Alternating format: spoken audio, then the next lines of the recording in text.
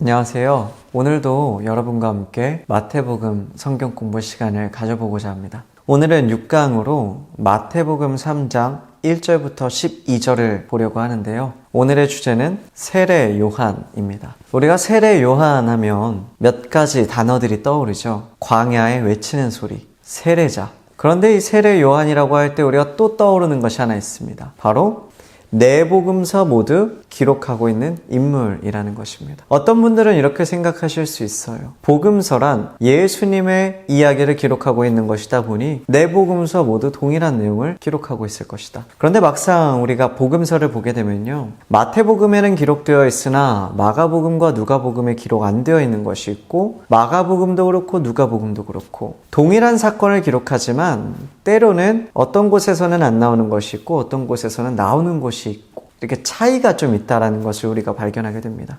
그런데 세례 요한은요, 이 네 복음서 모두 기록하고 있어요. 그렇다면 도대체 왜 그런 것일까요? 우리가 구약 말씀을 볼 때에 세례 요한이 왜 네 복음서 모두 기록되어 있는지 우리는 깨달을 수 있습니다. 먼저 이사야 40장 3절부터 5절을 보겠습니다. 외치는 자의 소리여 이르되 너희는 광야에서 여호와의 길을 예비하라. 사막에서 우리 하나님의 대로를 평탄하게 하라.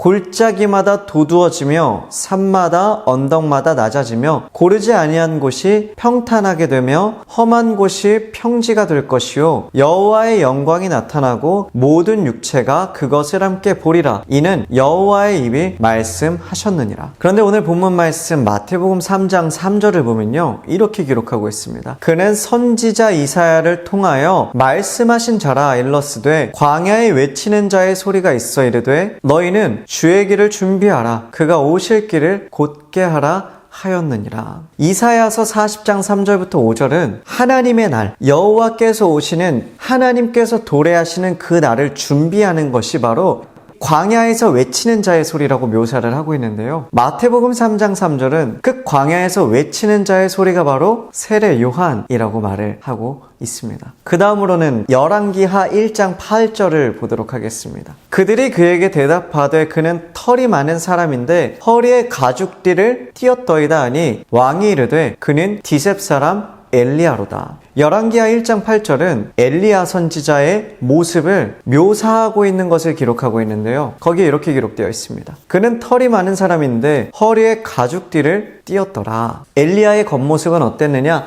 털이 많고 허리에 가죽띠를 띈 사람이었다. 그런데 말라기 4장 1절부터 3절을 한번 보겠습니다. 만군의 여호와가 이르노라. 보라, 용광로 불같은 날이 이르리니 교만한 자와 악을 행하는 자는 다 지푸라기 같을 것이라. 그 이르는 날에 그들을 살라 그 뿌리와 가지를 남기지 아니할 것이로되 내 이름을 경외하는 너희에게는 공의로운 해가 떠올라서 치료하는 광선을 비추리니 너희가 나가서 외양간에서 나온 송아지같이 뛰리라. 또 너희가 악인을 밟을 것이니 그들이 내가 정한 날에 너희 발바닥 밑에 재와 같으리라. 만군의 여호와의 말이니라. 이어서 5절부터 6절을 보겠습니다. 보라, 여호와의 크고 두려운 날이 이르기 전에 내가 선지자 엘리야를 너희에게 보내리니 그가 아버지의 마음을 자녀에게로 돌이키게 하고 자녀들의 마음을 그들의 아버지에게로 돌이키게 하리라. 돌이키지 아니하면 두렵건대 내가 와서 저주로 그 땅을 칠까 하노라 하시니라. 말라기서를 보면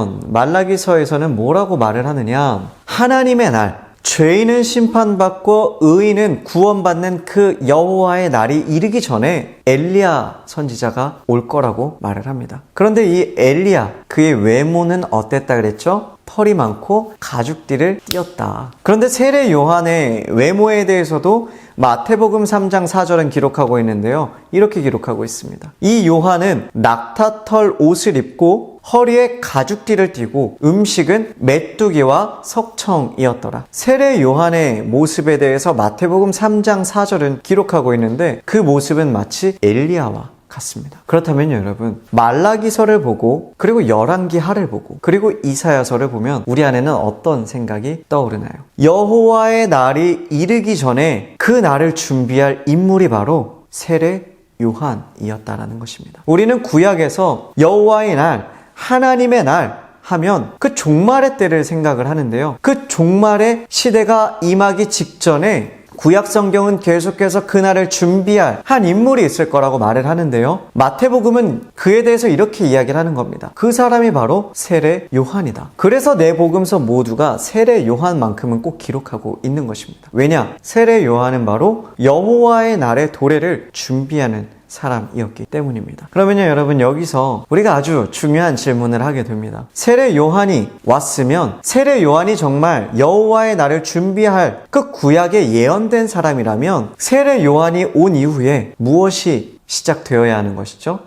하나님의 나라가 이 땅 가운데 도래하는 것이 시작되어야 합니다. 그럼 여러분에게 질문하고 싶습니다. 세례 요한이 온 이후에 이스라엘 민족 가운데 찾아온 것은 무엇이었나요? 여호와의 날의 도래였나요? 하나님의 나라였나요? 성경은 우리에게 세례 요한이 온 이후에 예수님이 오셨다라는 것을 우리에게 보여주고 있습니다. 그렇다면 성경은 우리에게 말하는 겁니다. 구약에서 약속했던 그 하나님의 나라가 도래하는 일, 여호와의 날이 이 땅 가운데 임재하는 일은 바로 예수님이 이 땅에 오신 일과 동일한 것이라고 말입니다.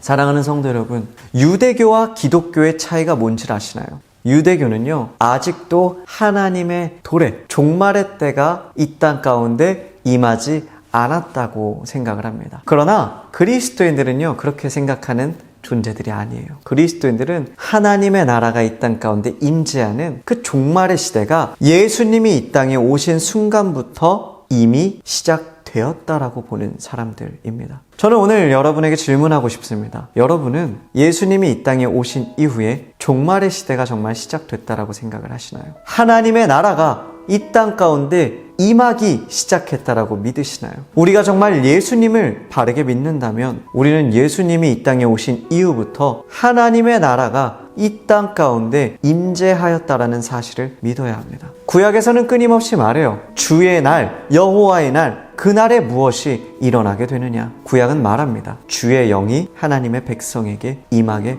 된다고 말입니다. 그러나 사도행전에서는 그 사건이 실제로 성취되었음을 우리에게 보여줍니다. 바로 베드로가 오순절에 다락방에서 설교할 때, 그때에 성령의 임재 사건이 일어났다는 것을 보여줍니다. 하나님의 때에, 종말의 때에 임할 그 사건이 바로 예수님이 오시고 십자가에서 죽으시고 부활하신 이후에 하나님을 믿는 백성들에게 실제로 일어나게 되었다라고 성경은 기록하고 있습니다. 저와 여러분은 어떤가요? 저와 여러분이 기도할 때에 성령의 임재를 체험하게 될 때가 있습니다. 누군가를 용서하지 못했던 그 나의 완악했던 마음이 성령의 임재로 말미암아 하나님의 사랑으로 변화될 때가 있고요. 하지 못했던 방언을 하게 될 때가 있고, 때로는 나의 기도로 말미암아 치유의 역사가 일어날 때가 있습니다. 이 모든 것은 지금 당장 나에게 성령께서 임재하셨다는 것의 증거입니다. 그러면 이것은 무엇이죠? 바로 하나님의 나라가 지금 나에게 임했다라는 것입니다. 성경은 우리에게 말합니다. 예수님이 이 땅에 오신 것이 바로 구약에서 그토록 기다리던 하나님의 나라가 이 땅에 도래하게 된 순간이라고 말입니다. 그러나 아직 종말은 완성되지는 않았습니다. 종말의 완성은 재림의 때에 이루어지겠죠. 그러므로 이제 우리는 무엇을 해야 하느냐? 바로 그 재림의 때를 기다리며 종말의 시대를 살아가는 사람들로서 예수님의 제자들로, 그리고 하나님의 나라를 이 땅 가운데 확장시켜 나가는 그러한 일꾼들로 살아가야 합니다. 저와 여러분이 바로 그런 복된 사람들이 되기를 간절히 소망하며 오늘 성경 공부는 여기서 마치도록 하겠습니다. 감사합니다.